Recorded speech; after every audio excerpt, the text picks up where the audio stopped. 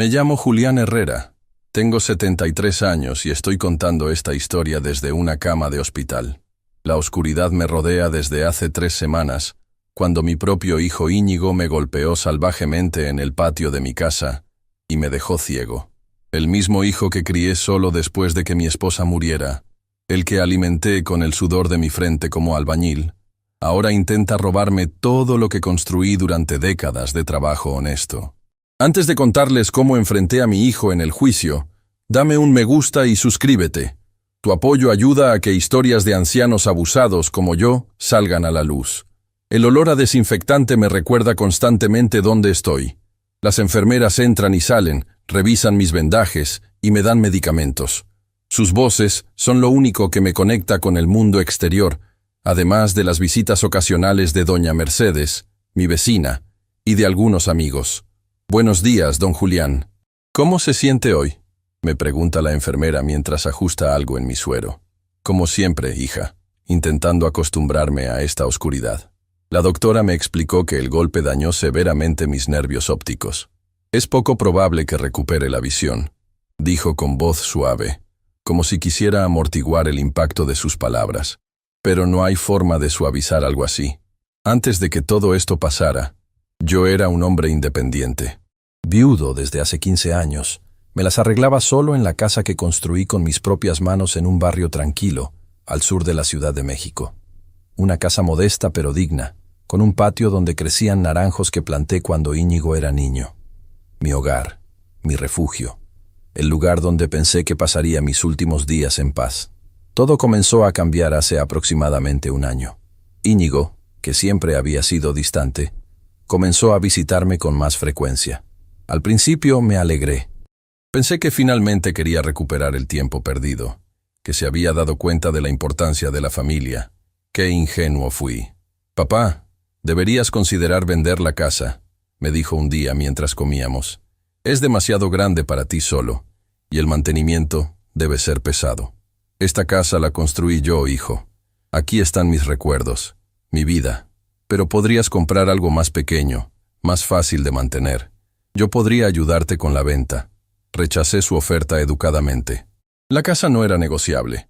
Además, aunque mis manos ya no eran tan firmes como antes, todavía podía arreglar casi cualquier cosa que se rompiera. Había sido albañil toda mi vida, después de todo. Las visitas continuaron, y con ellas, su insistencia. Comenzó a traer documentos, papeles que según él eran para proteger mi futuro. Siempre encontraba excusas para no leerlos en ese momento. Confía en mí, papá. Son solo trámites para asegurar que estés bien si algo te pasa. Mi vista ya no era lo que solía ser, pero nunca firmé nada sin leerlo primero.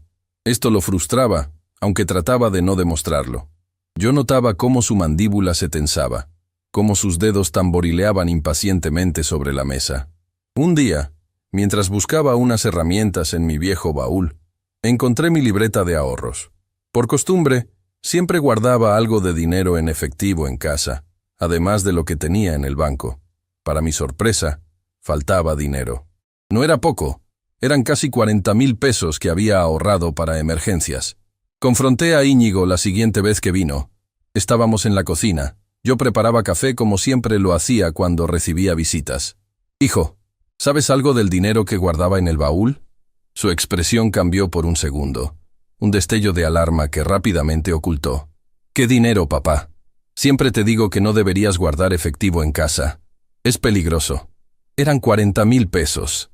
Y nadie más que tú sabe dónde guardo mis cosas. ¿Estás acusándome de robarte? Su voz subió de tono. A tu propio hijo. Quizás lo gastaste y no lo recuerdas. A tu edad es normal olvidar cosas. Sentí como si me hubiera abofeteado. Nunca había sido olvidadizo, y él lo sabía. Pero sembró la semilla de la duda. ¿Y si realmente lo había gastado y no lo recordaba? Tal vez tienes razón, concedí, aunque en mi interior sabía que no era así. Después de ese día comencé a notar pequeños cambios en mi rutina. Cosas fuera de lugar, documentos movidos, conversaciones telefónicas que Íñigo cortaba abruptamente cuando yo entraba en la habitación. Mi instinto me decía que algo no estaba bien, pero me negaba a creer que mi propio hijo pudiera estar tramando algo contra mí. El cambio más drástico llegó cuando Íñigo apareció un domingo con una mujer que presentó como asistente social. «Papá, ella es Claudia. Viene a evaluar cómo vives». «¿Evaluar? ¿Para qué?» «Es un programa del gobierno para adultos mayores», explicó ella con una sonrisa que no llegaba a sus ojos. «Verificamos que estén en condiciones adecuadas». Permitió revisar la casa, aunque todo me parecía sospechoso. Una semana después, Íñigo volvió con más papeles y una noticia que me dejó helado. «La asistente social considera que no estás en condiciones de vivir solo», dijo, evitando mirarme directamente. «Sugiere que te traslades a una residencia para adultos mayores». «¿Qué?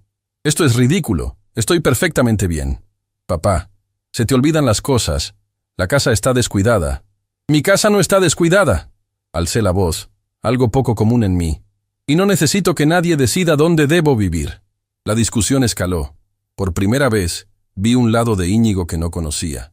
Frío, calculador, manipulador. Mencionó palabras como incapacidad, tutela legal, términos que me sonaban a despojo. Me negué rotundamente a firmar cualquier papel o a considerar mudarme a ninguna parte. Esta conversación se terminó, dije, levantándome de la mesa. «Es mi casa, y aquí me quedo». Íñigo se marchó furioso, pero sabía que volvería. Y lo hizo, pero no de la manera que esperaba. 3 días después, estaba en mi patio trasero regando los naranjos. Era media mañana, el sol calentaba suavemente, y el aroma de las flores llenaba el aire. Escuché la puerta de la cocina abrirse y cerrarse. «¿Doña Mercedes?», pregunté, pensando que sería mi vecina que a veces entraba sin llamar. «Soy yo, papá». La voz de Íñigo sonaba extrañamente tranquila. Me giré para verlo. Llevaba una camisa que no le había visto antes, y tenía las manos en los bolsillos de su pantalón. «Hijo, no te esperaba hoy. Vine a hablar sobre los papeles. He estado pensando que tienes razón. Es tu decisión». Algo en su tono no encajaba, pero sentí alivio al pensar que finalmente había entendido mi postura. «Me alegra que lo entiendas. Esta casa...» No terminé la frase. Íñigo sacó la mano derecha del bolsillo y vi que sostenía algo. No tuve tiempo de identificar qué era. Se movió rápidamente hacia mí y sentí un golpe devastador en mi cabeza, cerca de mis ojos. El dolor fue inmediato e intenso, como si me hubieran partido el cráneo. Caí al suelo, aturdido, incapaz de comprender lo que estaba sucediendo. «Lo siento, papá, pero no me dejas otra opción». Su voz sonaba distante, como si viniera de otro mundo. Intenté levantarme, pero recibí otro golpe, y luego otro. El mundo se volvió borroso, luego oscuro. Lo último que recuerdo fue el sabor metálico de la sangre en mi boca y el pensamiento aterrador de que mi propio hijo estaba intentando matarme. Desperté en el hospital, rodeado de oscuridad. Los médicos me explicaron que había sufrido múltiples fracturas en el cráneo y daños severos en ambos ojos. La versión oficial que dio Íñigo fue que me había caído de una escalera mientras arreglaba algo en el techo, pero yo sabía la verdad. Durante los primeros días, entraba y salía de la consciencia debido a los medicamentos. En uno de esos momentos de lucidez, escuché a Íñigo hablando con alguien en el pasillo. «Ya firmé todos los papeles como su representante legal», decía. «El médico confirmó que quedará ciego permanentemente y que necesitará cuidados constantes. La casa se venderá para cubrir los gastos de la residencia donde lo internaré». Mi corazón se hundió. Todo cobraba sentido ahora. Los documentos, el dinero faltante, la falsa asistente social. Íñigo había estado planeando esto por meses. Quería mi casa, mis ahorros, todo lo que había construido con décadas de trabajo honesto. Lo que él no sabía era que doña Mercedes, mi fiel vecina, había instalado cámaras de seguridad después de un robo en el vecindario. Cámaras que apuntaban directamente a mi patio trasero, donde ocurrió la agresión. También ignoraba que 3 de mis antiguos ayudantes, a quienes había enseñado el oficio de albañil y ayudado a pagarse la universidad, ahora eran abogados respetados. Mateo, Camila y Bruno, los muchachos que habían sido como hijos para mí. Desde esta cama de hospital, en la oscuridad perpetua que ahora es mi realidad, he comenzado a planear cómo recuperar lo que es mío y hacer que Íñigo pague por su traición. Porque si hay algo que aprendí en mis 73 años de vida, es que la justicia, aunque a veces lenta, siempre llega. Mientras escucho los pasos de las enfermeras por el pasillo y el pitido constante de las máquinas, me aferro a esa esperanza. La oscuridad no ha matado mi espíritu. Y aunque mis ojos ya no pueden ver, mi mente ve con más claridad que nunca. Han pasado 5 días desde que comencé a contar mi historia. La oscuridad sigue siendo mi única compañía constante, pero he aprendido a agudizar mis otros sentidos. Reconozco a las enfermeras por sus pasos, por el aroma de sus perfumes, por la forma en que colocan la bandeja del desayuno sobre la mesa. Esta mañana recibí una visita que me llenó de esperanza. Doña Mercedes vino acompañada por una voz que reconocí inmediatamente. «Don Julián, ¿cómo está? Soy Mateo Rivas». Su voz había cambiado. Era más grave, más firme que la del muchacho que conocí hace años, pero seguía teniendo ese tono respetuoso con el que siempre me habló. «Mateo, muchacho». Extendí mi mano al aire y él la tomó entre las suyas. «Has venido». Doña Mercedes me contó todo. No podía creerlo. Mateo Rivas había sido mi ayudante cuando apenas tenía 16 años. Un muchacho inteligente y trabajador que siempre leía libros durante los descansos. Lo ayudé a pagarse la universidad, convencido de que merecía una oportunidad mejor que cargar bultos de cemento toda su vida. Ahora era abogado, y según doña Mercedes, uno muy respetado. «Tenemos pruebas, don Julián», dijo doña Mercedes acercándose a mi cama. Las cámaras que instalé después del robo en casa de los Fernández grabaron todo lo que pasó en su patio. Sentí que mi corazón se aceleraba. Era la confirmación que necesitaba, la prueba de que no estaba loco, de que mi hijo realmente me había atacado. Se ve claramente cómo Íñigo lo golpea repetidamente con lo que parece ser una llave inglesa, continuó ella, su voz temblando ligeramente. Fue horrible de ver, don Julián. Nunca pensé que alguien pudiera hacerle eso a su propio padre. He visto el video, intervino Mateo. Es evidencia más que suficiente para presentar cargos por intento de homicidio. Pero hay más, don Julián.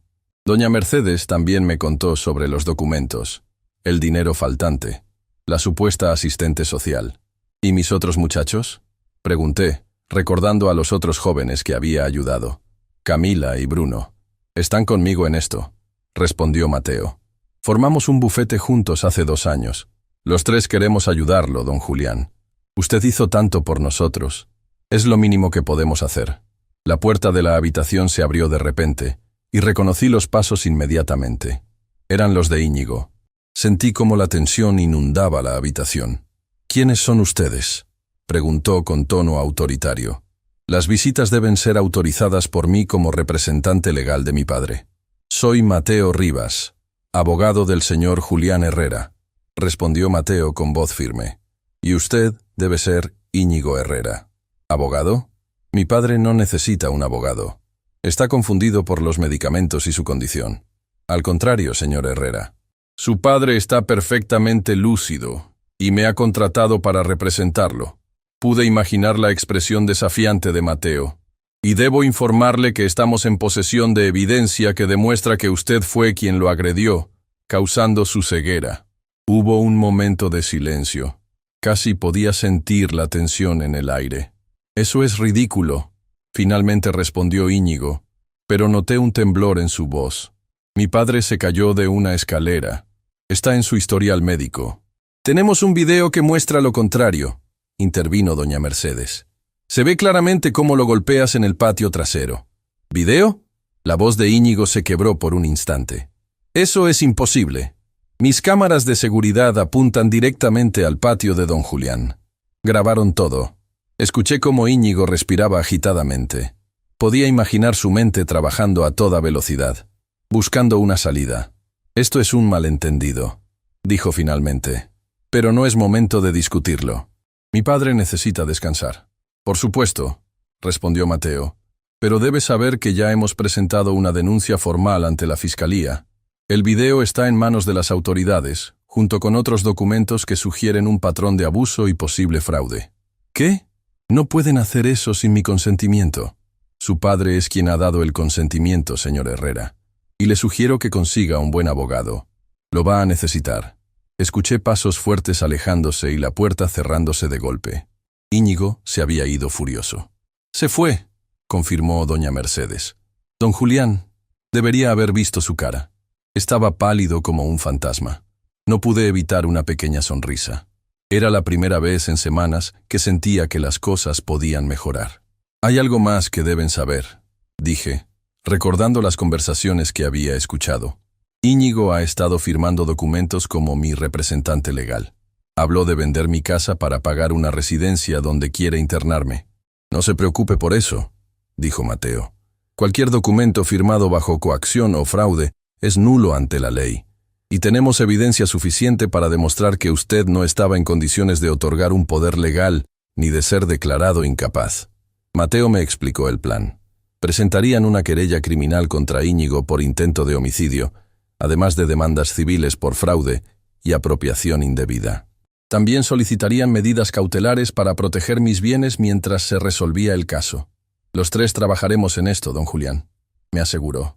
Camila es especialista en derecho civil y Bruno tiene contactos en la fiscalía. No dejaremos que su hijo se salga con la suya. Después de que Mateo y doña Mercedes se marcharan, me quedé pensando en todo lo ocurrido. La traición de Íñigo seguía doliendo como una herida abierta, pero ahora al menos tenía esperanza. No estaba solo. Los días siguientes fueron un torbellino de actividad. Recibí la visita de Camila Ortega y Bruno Salazar, mis otros dos exayudantes.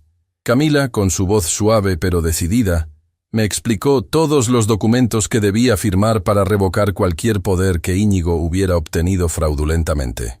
Don Julián, hemos revisado sus cuentas bancarias, me dijo Bruno durante una de sus visitas. Íñigo ha estado haciendo retiros sistemáticos durante los últimos 6 meses. Pequeñas cantidades al principio, para no levantar sospechas, pero últimamente sumas más grandes.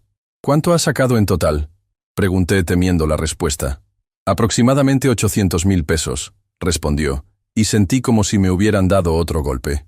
Pero no se preocupe, tenemos los registros de todas las transacciones. Es dinero que podremos recuperar. También me informaron que habían encontrado a la falsa asistente social.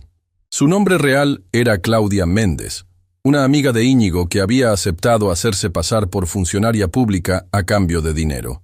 Había confesado todo después de que le mostraran las posibles consecuencias legales de sus acciones.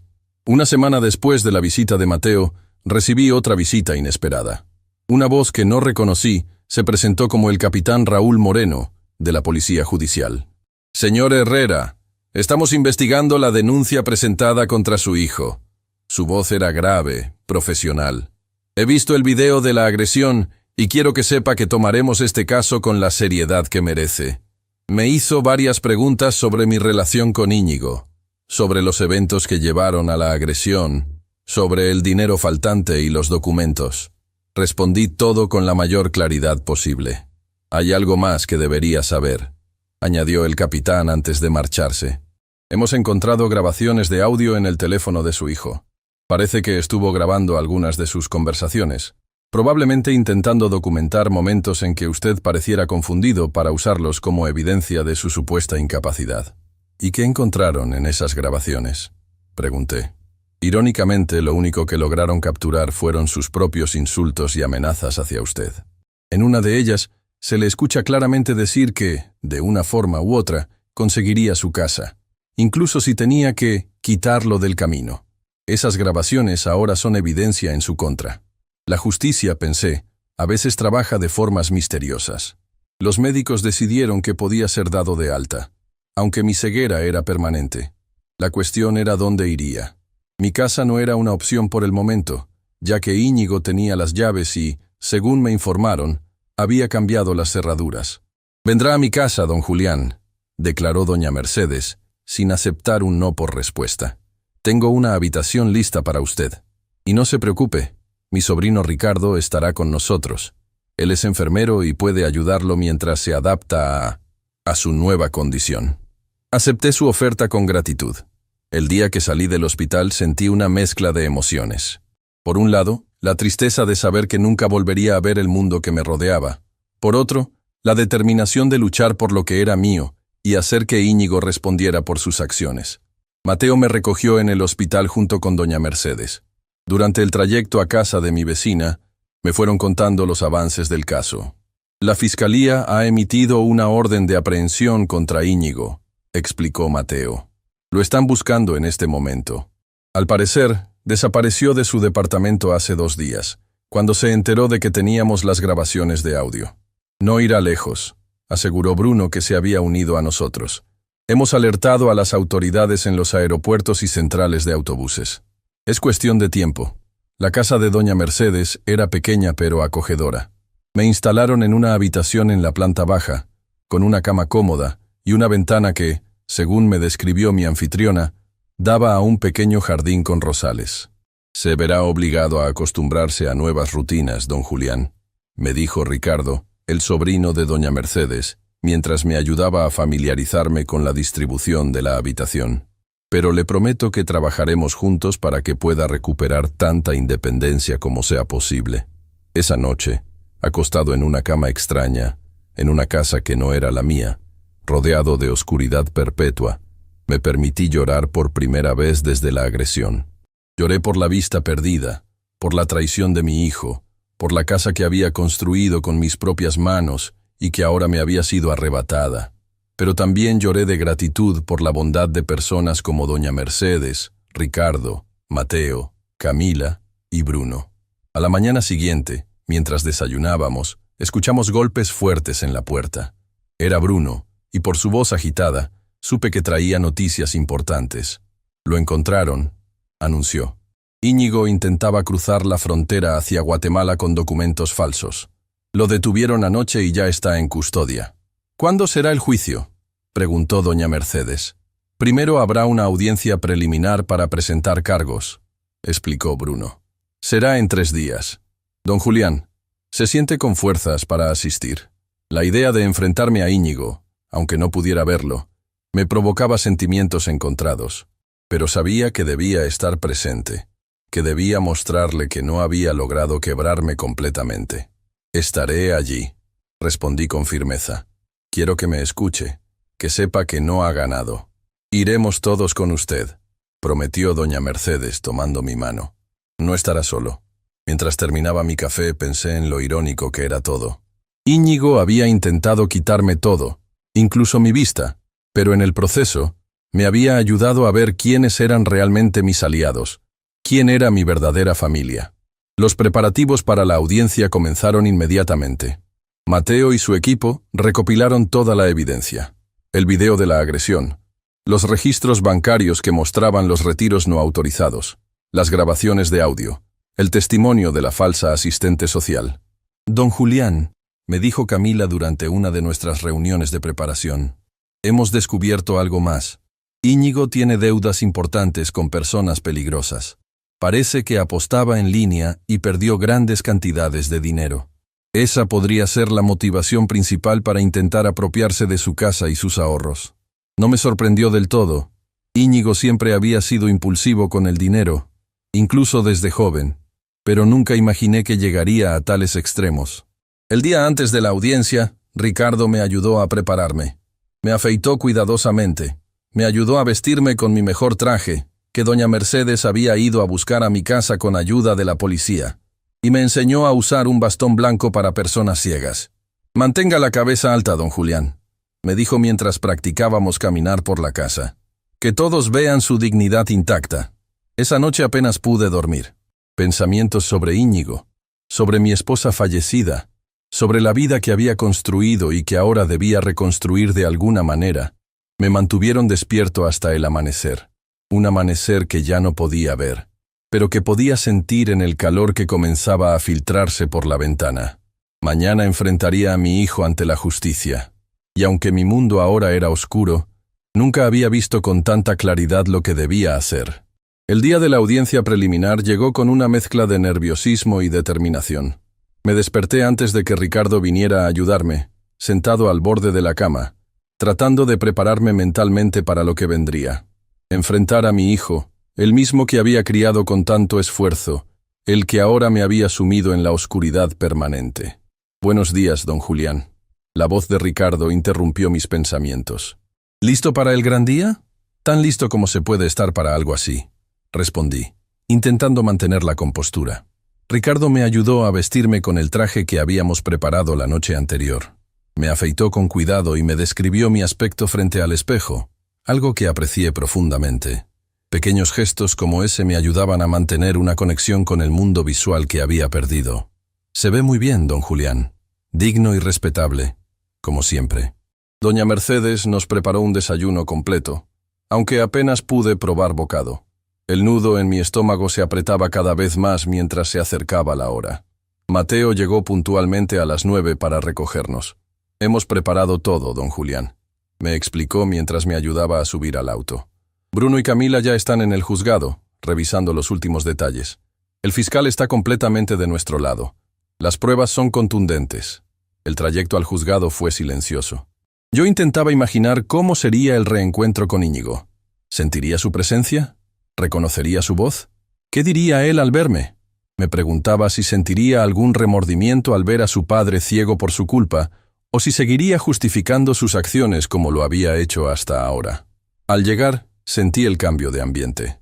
El bullicio característico de un edificio público, pasos apresurados, voces en diferentes tonos, el eco de los pasillos de mármol. Mateo me guiaba con cuidado, describiéndome el entorno para ayudarme a orientarme. Estamos entrando al juzgado número 8, me informó. Es una sala mediana, con bancos de madera oscura. El juez aún no ha llegado. Hay unas 20 personas presentes. Sentí miradas sobre mí mientras avanzábamos. No podía verlas, pero las percibía. Esa sensación inconfundible de ser observado. Algunos murmullos se apagaron a nuestro paso. Mateo me condujo hasta la primera fila y me ayudó a sentarme. Bruno y Camila están aquí, anunció Mateo. Y el fiscal, el licenciado Ramírez, acaba de acercarse. Señor Herrera, una voz grave se dirigió a mí. Soy el fiscal Miguel Ramírez. Quiero que sepa que haremos todo lo posible para que se haga justicia en su caso. Le agradecí con un apretón de manos. Era reconfortante saber que las autoridades estaban tomando el caso con seriedad. ¿Está él aquí?, pregunté refiriéndome a Íñigo. Aún no lo han traído, respondió el fiscal. Llegará escoltado en cualquier momento. No tuve que esperar mucho. Un murmullo recorrió la sala, y Mateo me susurró al oído. Lo están trayendo ahora. Viene esposado, escoltado por 2 oficiales. Se ve demacrado, don Julián. Lleva el uniforme de la prisión preventiva. Mi corazón dio un vuelco. A pesar de todo lo que había hecho, seguía siendo mi hijo. Una parte de mí, la del padre que lo crió, sintió una punzada de dolor al imaginarlo así. Pero otra parte, la del hombre traicionado y herido, se mantuvo firme en su determinación de que enfrentara las consecuencias de sus actos. Todos de pie, anunció una voz oficial. Preside la audiencia el juez Ricardo Vega. Se escuchó el sonido de la puerta abriéndose y luego pasos firmes avanzando hacia el estrado. El silencio se hizo absoluto mientras todos esperábamos que el juez tomara asiento. «Pueden sentarse», indicó el juez después de unos momentos. «Estamos aquí para la audiencia preliminar en el caso del Estado contra Íñigo Herrera Soto, por los delitos de tentativa de homicidio, lesiones graves, fraude y abuso de confianza en perjuicio de Julián Herrera Méndez. Que conste en acta que el acusado está presente con su defensor, y la víctima también se encuentra presente representada por sus abogados. Fiscal, puede proceder». El fiscal Ramírez presentó los cargos formalmente, detallando cada uno de los delitos de los que se acusaba a Íñigo. Escuché con atención cómo describía la agresión, el robo sistemático de mis ahorros, los intentos de hacerme firmar documentos bajo engaño, la falsa asistente social, todo el plan que mi hijo había orquestado para despojarme de mis bienes.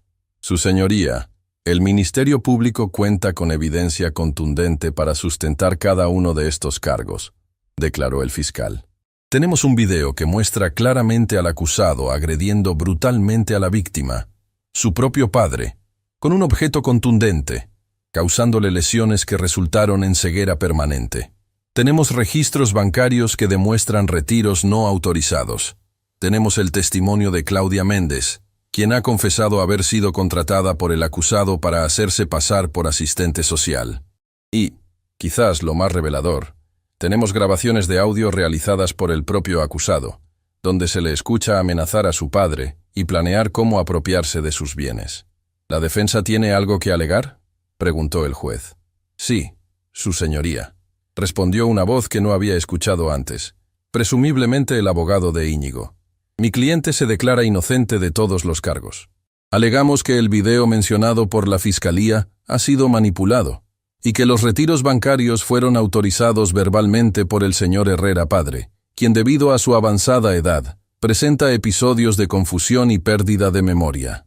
Sentí que la sangre me hervía al escuchar estas falsedades.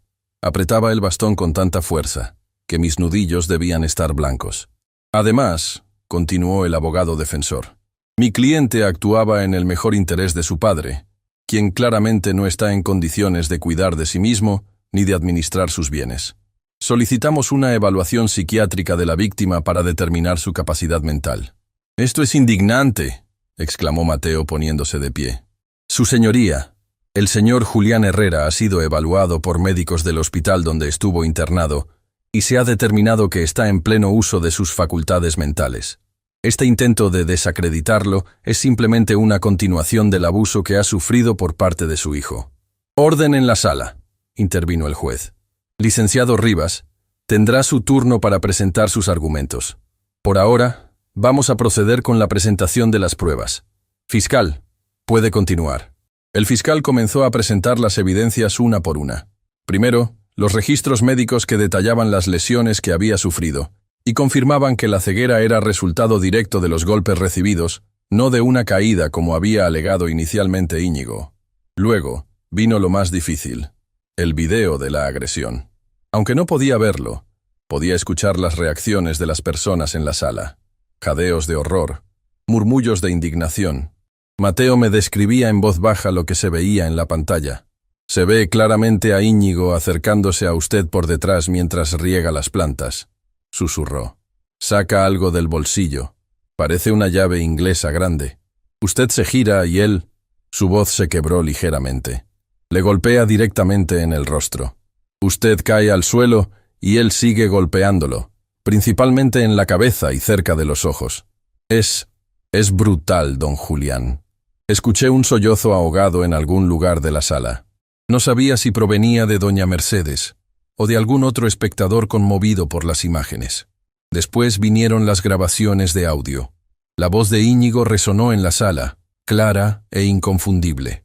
«No me importa lo que tenga que hacer, esa casa será mía. Si el viejo no firma por las buenas, encontraré la manera de quitarlo del camino. Ya me debe demasiados años de mi vida como para ahora hacerse el digno». Cada palabra era como un puñal en mi corazón.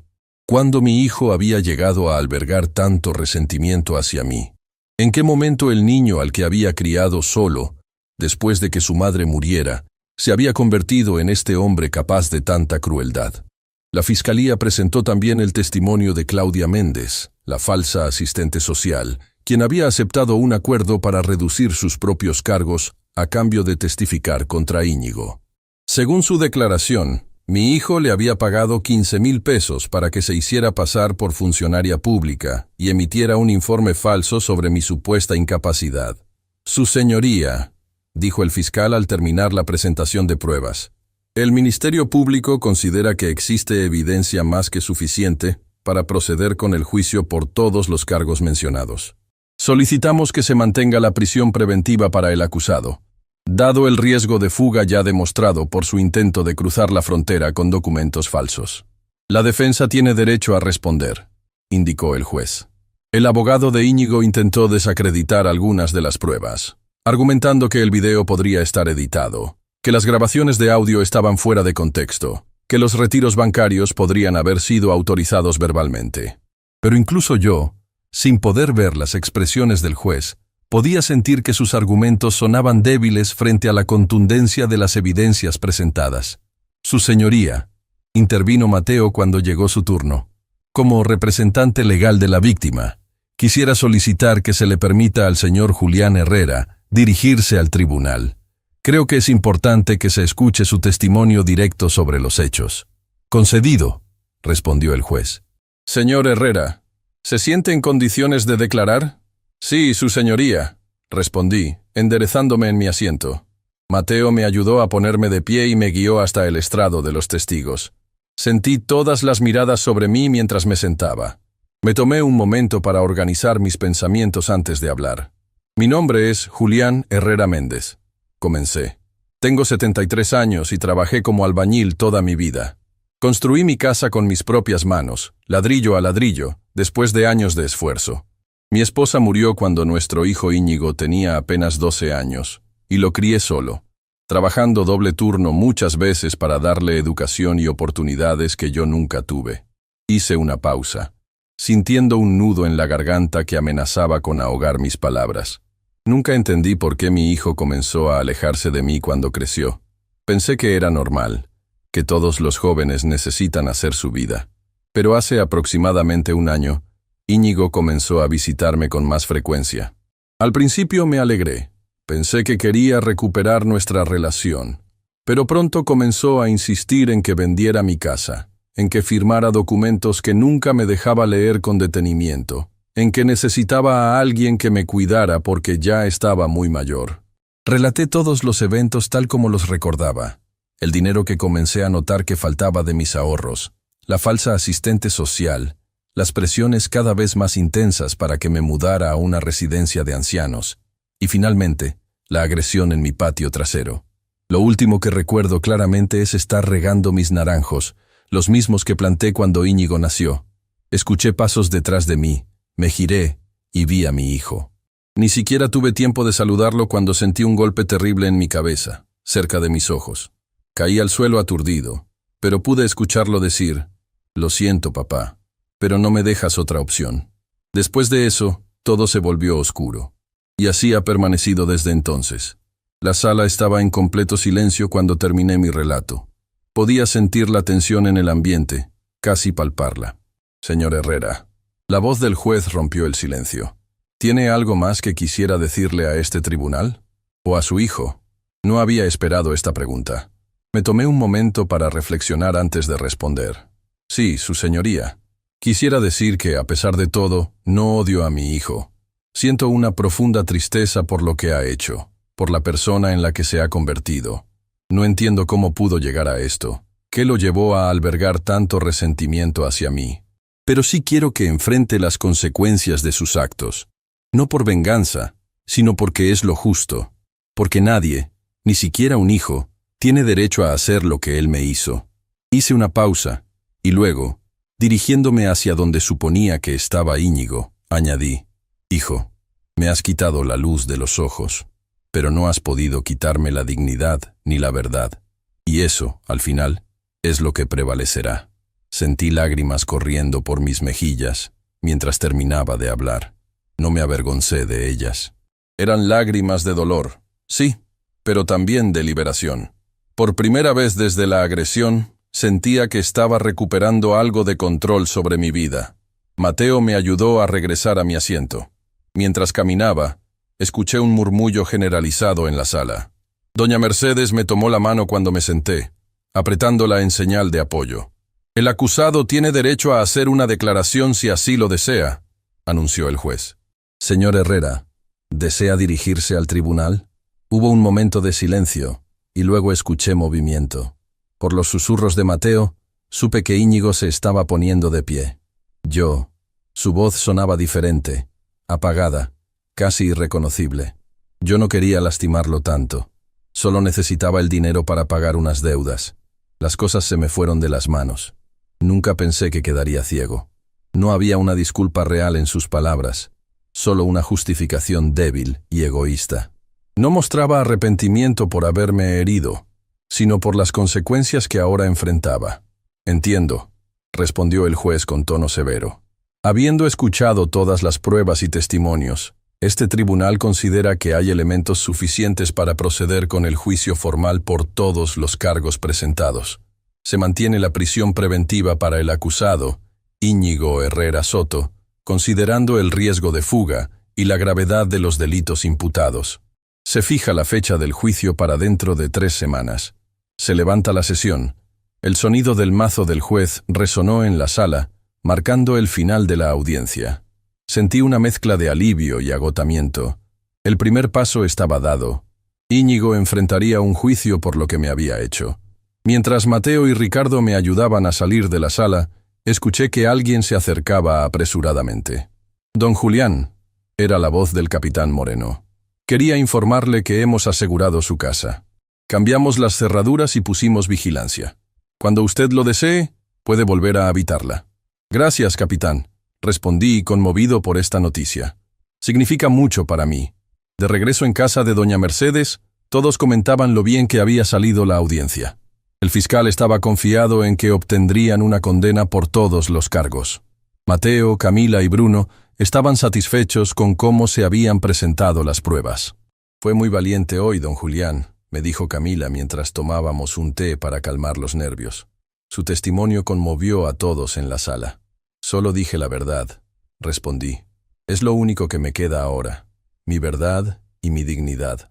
Esa noche, en la soledad de la habitación que doña Mercedes me había prestado, reflexioné sobre todo lo ocurrido. Había sido un día emocionalmente agotador, pero también liberador. Por primera vez desde la agresión, sentía que la justicia estaba en marcha, que no estaba solo en esta lucha. Pensé en mi casa, en la posibilidad de volver a ella pronto. Sería diferente ahora. Tendría que aprender a moverme en ella sin poder ver, a reconocer cada espacio por otros medios. Pero seguía siendo mi hogar, el lugar que había construido con mis manos, el testigo silencioso de toda mi vida. También pensé en Íñigo, en ese niño que alguna vez llevé sobre mis hombros, al que enseñé a andar en bicicleta, por el que trabajé incansablemente. ¿En qué momento se había perdido esa conexión entre nosotros? ¿Cuándo el amor se había convertido en resentimiento y codicia? Quizás nunca lo sabría. Lo que sí sabía era que, a pesar de la oscuridad que ahora me rodeaba permanentemente, mi camino hacia la justicia se estaba iluminando. Y con cada paso que daba en ese camino, sentía que recuperaba algo de lo que Íñigo había intentado quitarme. Mi valor, mi fuerza, mi voluntad de seguir adelante. Mañana sería otro día. Un día más en la oscuridad, sí, pero también un día más de lucha por lo que era justo. Y mientras tuviera a mi lado a personas como doña Mercedes, Ricardo, Mateo, Camila y Bruno, sabía que no estaba solo en esa lucha. Con ese pensamiento reconfortante, me fui quedando dormido, permitiéndome por primera vez en semanas soñar con un futuro en el que, a pesar de la ceguera, pudiera volver a sentirme en paz. Las 3 semanas que pasaron entre la audiencia preliminar y el juicio fueron un periodo de transición y adaptación. Con la ayuda de Ricardo, comencé a aprender a vivir en la oscuridad perpetua. Aprendí a reconocer los objetos por su forma y textura, a orientarme en los espacios contando pasos, a distinguir monedas por su tamaño y peso, pequeñas victorias diarias que me ayudaban a recuperar algo de independencia. 5 días después de la audiencia, decidí que era momento de volver a mi casa. Doña Mercedes y Ricardo me habían brindado un refugio invaluable en el momento más difícil, pero sentía la necesidad de regresar a mi hogar, de enfrentar los recuerdos y comenzar a reconstruir mi vida allí. ¿Está seguro, don Julián?, me preguntó doña Mercedes, preocupación evidente en su voz. Puede quedarse aquí el tiempo que necesite. Se lo agradezco de corazón, doña Mercedes, pero necesito volver. Esa casa la construí con mis propias manos. Cada rincón, cada pared, tienen una parte de mí. Además, Ricardo me ha enseñado bien. Creo que puedo arreglármelas. No estará solo, aseguró Ricardo. Vendré todos los días para ayudarlo con lo que necesite. Y le dejamos anotado mi número y el de mi tía en el teléfono de marcación rápida. El regreso a casa fue una experiencia abrumadora. Aunque no podía verla, sentía su presencia a mi alrededor. El olor familiar de la madera, la acústica particular de las habitaciones, incluso la textura de las paredes bajo mis dedos. Todo me recordaba que estaba en casa, pero también que ya nada sería como antes. Mateo, Camila y Bruno vinieron a ayudarme a instalarme. Habían reorganizado algunos muebles para facilitar mi movimiento y habían etiquetado objetos con sistema Braille, que Ricardo me estaba enseñando a leer. También hemos instalado un sistema de alarma nuevo, me explicó Bruno. Por si acaso, aunque Íñigo está en prisión preventiva, es mejor tomar precauciones. Los preparativos para el juicio continuaron intensamente. Nos reuníamos casi a diario para revisar estrategias, preparar mi testimonio, analizar posibles argumentos de la defensa. Aunque la evidencia era contundente, no queríamos dejar nada al azar. Una tarde, mientras revisábamos algunos documentos en mi sala, Camila mencionó algo que me dejó pensativo. Don Julián, hemos estado investigando más a fondo las finanzas de Íñigo. Sus deudas son mayores de lo que pensábamos. Debe más de 2 millones de pesos a prestamistas de dudosa reputación. Aparentemente tiene problemas de ludopatía desde hace años. ¿Ludopatía?, pregunté sorprendido. Nunca imaginé. Ha estado apostando compulsivamente, principalmente en casinos en línea y apuestas deportivas, explicó.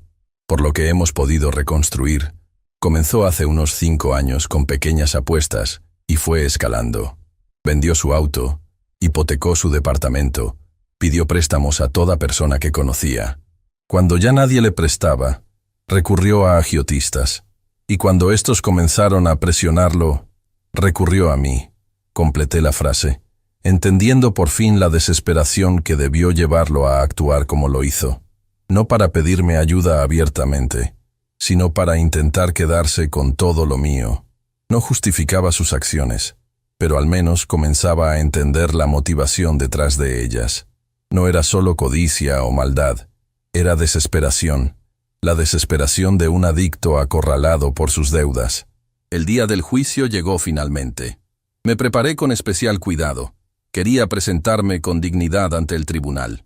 Ricardo me ayudó a vestirme con mi mejor traje, el mismo que había usado en la boda de Íñigo años atrás. Un pensamiento que me provocó una punzada de tristeza. Llegamos al juzgado con tiempo de sobra. El ambiente era aún más tenso que en la audiencia preliminar. Según me describió Mateo, había más personas presentes, incluyendo algunos periodistas. Mi caso había generado cierto interés mediático local. La historia del albañil que quedó ciego por la agresión de su propio hijo. Don Julián, me saludó el fiscal Ramírez al encontrarnos en el pasillo. Quiero que sepa que estamos muy bien preparados. Con la evidencia que tenemos y su testimonio, estoy confiado en que obtendremos una condena por todos los cargos. Le agradecí su dedicación y entramos a la sala. Mateo me guió hasta mi lugar y me describió discretamente el entorno. Íñigo ya está aquí. Está sentado al otro lado, junto a su abogado. Se ve más demacrado que la última vez. Ha perdido peso. No sentí satisfacción al escuchar esto, solo una profunda tristeza. A pesar de todo, seguía siendo mi hijo.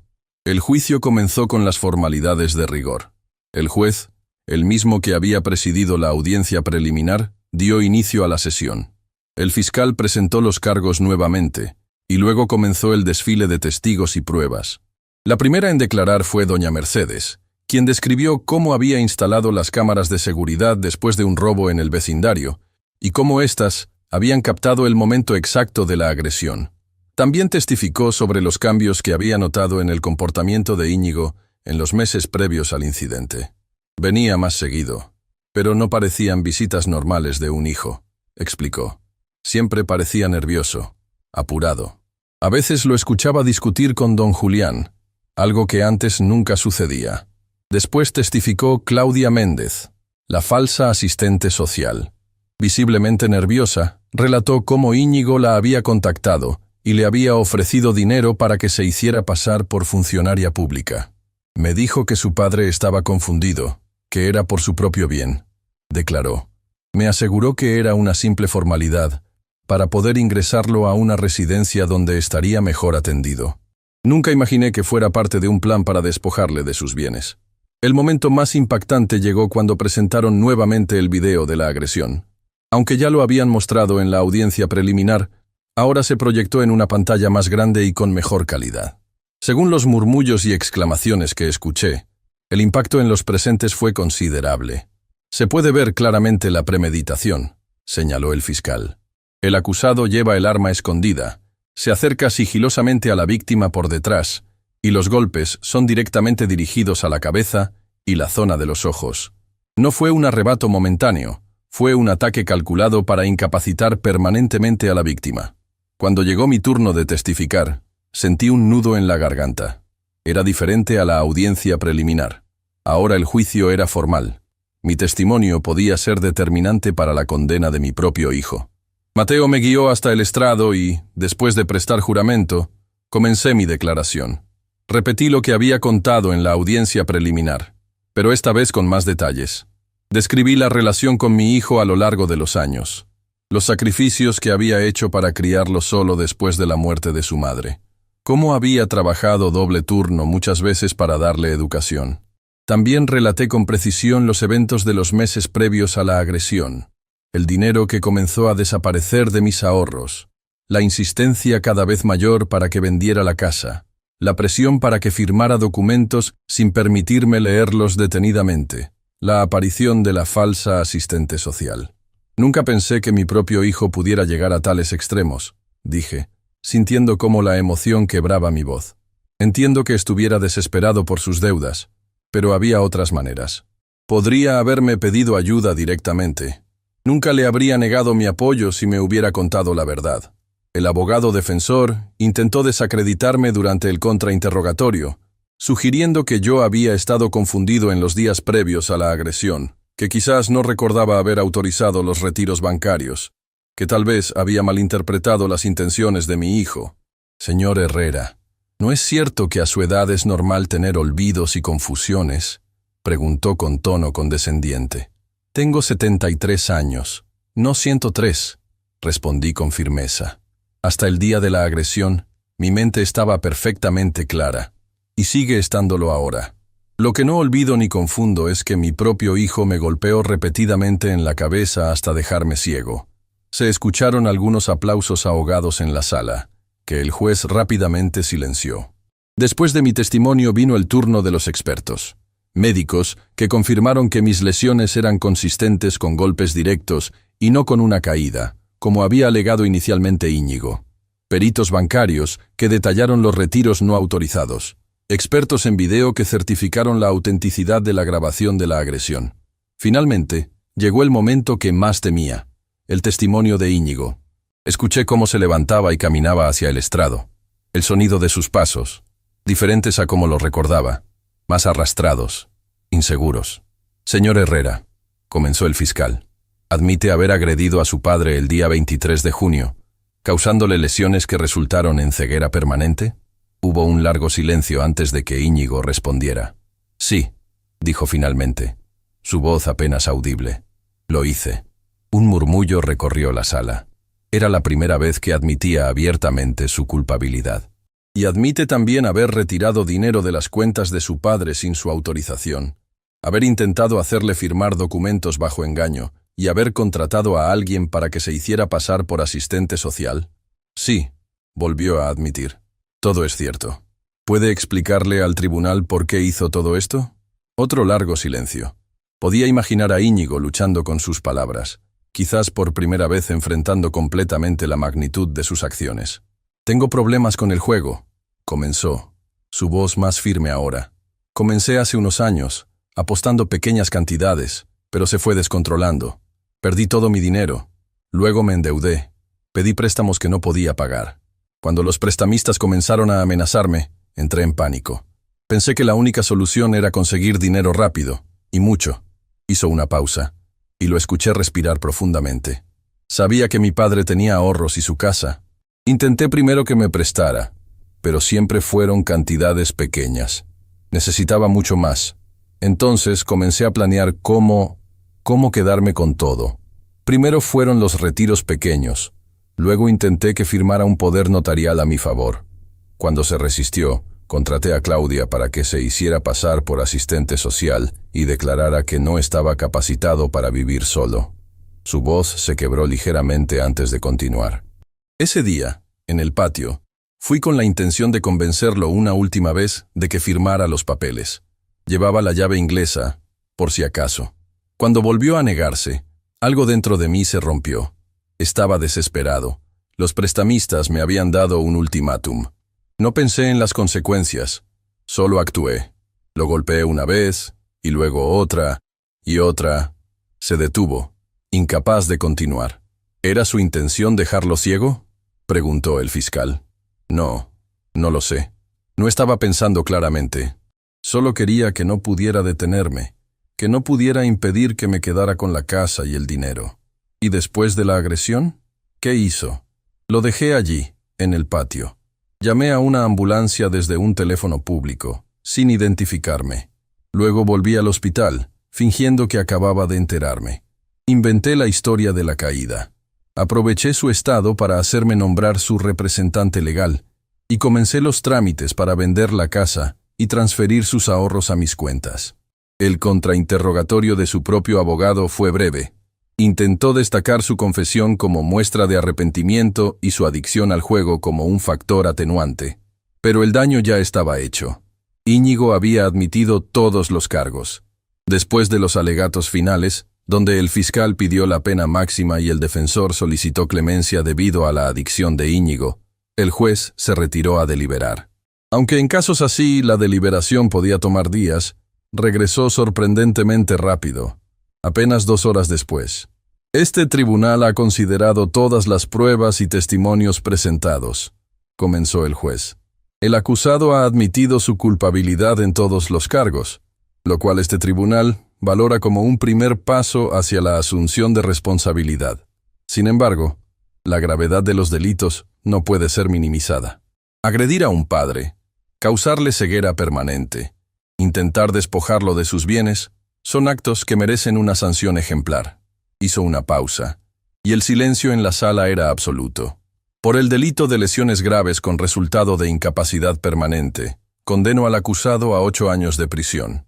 Por los delitos de fraude, abuso de confianza y falsificación de documentos, añado 3 años más. En total, 11 años de prisión, sin posibilidad de libertad condicional hasta cumplido al menos la mitad de la condena. Otro murmullo recorrió la sala. La sentencia era severa, pero justa dada la gravedad de los delitos. Además, continuó el juez, el acusado deberá restituir íntegramente todas las cantidades sustraídas de las cuentas de la víctima, más intereses. Y deberá pagar una indemnización por daños morales y físicos que este tribunal fija en la cantidad de 1.200.000 pesos. Se levanta la sesión. El sonido del mazo marcó el final del juicio. Sentí una extraña mezcla de emociones. Alivio porque se había hecho justicia. Tristeza porque mi propio hijo pasaría los próximos 11 años en prisión. Cierta paz por haber llegado al final de este doloroso proceso. Mateo y los demás me felicitaron por el resultado, pero no sentía que fuera momento de celebraciones. Le pedí a Mateo que me llevara donde estaba Íñigo antes de que se lo llevaran de vuelta a prisión. Quería hablar con él una última vez. Papá. Escuché su voz cuando me acerqué, guiado por Mateo. Lo siento. Sé que no es suficiente, pero lo siento. Íñigo, respondí, extendiendo mi mano hasta encontrar su hombro. ¿Por qué no me pediste ayuda? Si me hubieras contado lo de tu adicción, habríamos buscado una solución juntos. Tenía vergüenza, admitió, y orgullo. No quería que me vieras como un fracasado. Luego las deudas crecieron tanto que ya no vi otra salida. Siempre hay otra salida, hijo. Lo que hiciste. Me detuve, incapaz de encontrar las palabras adecuadas. Usaré parte de la indemnización para pagarte un tratamiento contra la ludopatía. Cuando salgas, quiero que seas un hombre diferente. Después de lo que te hice, ¿aún te preocupas por mí? Su voz sonaba incrédula. Sigo siendo tu padre, Íñigo. Eso no cambia, aunque ahora nos separen los barrotes de una celda y la oscuridad perpetua en mis ojos. Sentí que alguien se acercaba, probablemente los guardias para llevárselo. Se acabó el tiempo, anunció una voz autoritaria. Cuídate, hijo, dije como despedida. Y usa estos años para reflexionar, para cambiar. Lo haré, papá. Te lo prometo. Esas fueron las últimas palabras que intercambiamos antes de que se lo llevaran. No sabía si volvería a verlo algún día, si cumpliría su promesa de cambiar, si el tiempo y el arrepentimiento podrían alguna vez sanar esta herida entre nosotros. Los meses siguientes fueron de adaptación y reconstrucción. Con la ayuda de los muchachos, recuperé el control total de mis bienes. La indemnización me permitió hacer algunas adaptaciones en mi casa para facilitar mi vida como persona ciega. Sistemas de audio, etiquetas en braille, dispositivos de asistencia. Ricardo siguió visitándome regularmente, ayudándome con mi rehabilitación. Gracias a él, aprendí a leer braille, a usar un bastón para desplazarme por el vecindario, incluso a cocinar algunos platillos sencillos sin poner en peligro la casa o a mí mismo. Doña Mercedes se convirtió en una presencia constante en mi vida. Almorzábamos juntos casi a diario. Ella me leía el periódico, me contaba lo que sucedía en el vecindario. Su compañía llenaba parte del vacío que la traición de Íñigo había dejado en mi corazón. Un año después del juicio, recibí una carta de Íñigo desde la prisión. Ricardo me la leyó en voz alta. En ella, Mi hijo me contaba que estaba asistiendo a terapia para tratar su adicción al juego, que estaba estudiando para terminar una carrera técnica que había abandonado años atrás, que pensaba en mí todos los días y se arrepentía profundamente de lo que había hecho. «No espero tu perdón, papá», escribió al final, «pero quiero que sepas que estoy trabajando duro para ser un hombre del que puedas sentirte orgulloso algún día, aunque sea demasiado tarde». No le respondí inmediatamente. Necesitaba tiempo para procesar sus palabras, para determinar si eran sinceras o solo otra manipulación, pero guardé la carta y le pedí a Ricardo que la releyera varias veces en los días siguientes. 2 meses después de recibir la carta, decidí visitarlo en la prisión. Mateo me acompañó, guiándome por los pasillos fríos y los procedimientos de seguridad. El encuentro fue breve y cargado de emociones contenidas. No podía verlo, pero sentí un cambio en su voz, una nueva humildad, quizás el inicio de un arrepentimiento genuino. No sé si algún día podré perdonarlo completamente. La oscuridad en la que vivo es un recordatorio constante de su traición, pero tampoco quiero vivir el resto de mis días consumido por el rencor o el odio. Ya he perdido demasiado. Hoy, mientras Ricardo me ayuda a grabar esta historia, me doy cuenta de que, a pesar de todo lo perdido, también he ganado algo. He descubierto quiénes son mis verdaderos amigos. He aprendido a valorar lo que realmente importa. He encontrado una fuerza interior que no sabía que poseía. La oscuridad no ha vencido mi espíritu. Y aunque no puedo ver el sol, puedo sentir su calor en mi rostro cuando me siento en el patio junto a mis naranjos. Aunque no puedo ver las estrellas, recuerdo su belleza y sé que siguen brillando en el cielo nocturno. Esta es mi historia. Una historia de traición y dolor, sí, pero también de resistencia y dignidad. Una historia que comparto para que otros puedan aprender de ella, para que sepan que, incluso en la oscuridad más profunda, siempre hay un camino hacia adelante si tienes el valor de buscarlo. Porque al final, lo que importa no es lo que perdemos, sino lo que hacemos con lo que nos queda. Si mi historia te conmovió, no olvides suscribirte al canal y activar las notificaciones. Cada día comparto experiencias reales como la mía que te harán reflexionar sobre el valor de la familia y la justicia.